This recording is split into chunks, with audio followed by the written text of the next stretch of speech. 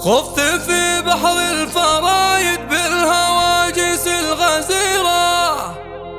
أنتقي جزل المعاني من حروف الأبجدية، أشعل أفكاري لأجل يوسف وأرتب له معاني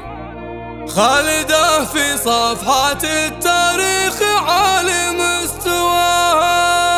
هذه النسخة للاستماع خفت في بحر الفرايد بالهواجس الغزيرة، أنتقي جزل المعاني من حروف الأبجدية، أشعل أفكاري لأجل يوسف وأرتب له معاني خالدة في صفحات التاريخ عالي مستواها. في محل أهل المكارم والمقامات الكبيرة، نحتفي في عرس يوسف راعي اليمنى السخية، مرحبا باللي لفوا هذا الحفل من كل ديرة، شوفكم من المسايا ضيوفنا يزداد ضيا، شوفكم من المسايا ضيوفنا يزداد ضيا، مرحبا والبنا الاشقر في التلال المستديرة، والشحم والعود الازرق للضيوف اهل الحمية، يوسف اللي في مقاييس الشيم ما في نظيره، نعرس فيها الشهامة طبعه والعزة سجية، باسمها نرحب وباسم ابوه والفرحة وثيرة، بالحضور اعداد ما هبت ذعاذع الندية، والحفاوة في ملامحنا شواهدها كثيرة، لا لفان الضيف تلقاها النفوس الحاتمية، لا لفان الضيف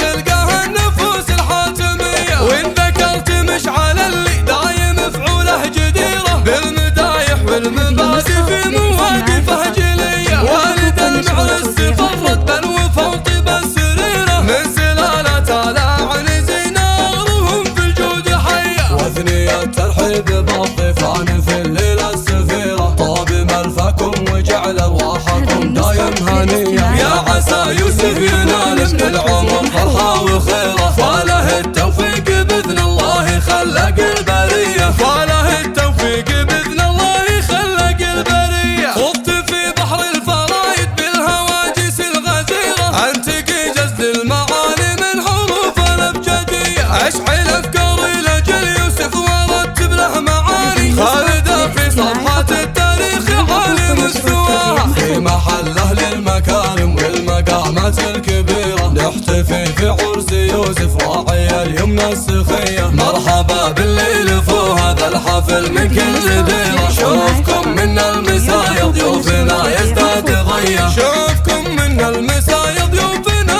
يزداد ضيا، مرحبا والبنا الاشقر في التلال المستديرة، والشحم والعود الازرق للضيوف اهل الحمية، يوسف اللي في مقاييس الشيم ما في نظيره، نعرس فيها الشهامة طبعه والعزة سجية، باسمها نرحب وباسم ابوه والفرحة وثيرة، بالحضور اعداد ما هبت ذعاذع الندية، والحفاوة في ملامحنا شواهدها كثيرة، لا لفان الضيف تلقاها النفوس الحاتمية، لا لفان الضيف تلقاها النفوس الحاتمية، وإن ذكرت مشعل اللي دايم فعوله جديرة، بالمدايح والمبادئ في مواقفه جلية، والد المعرس فرت بالوفا وطيب السريرة، من سلالة الأعن زينارهم في الجود حية، وثنية الترحيب بالضيفان في الليلة السفيرة، طاب ملفكم وجعل أرواحكم دايم هنية، يا عسى يوسف ينال من العمر فرحة وخيرة، فله التوفيق بإذن الله خلق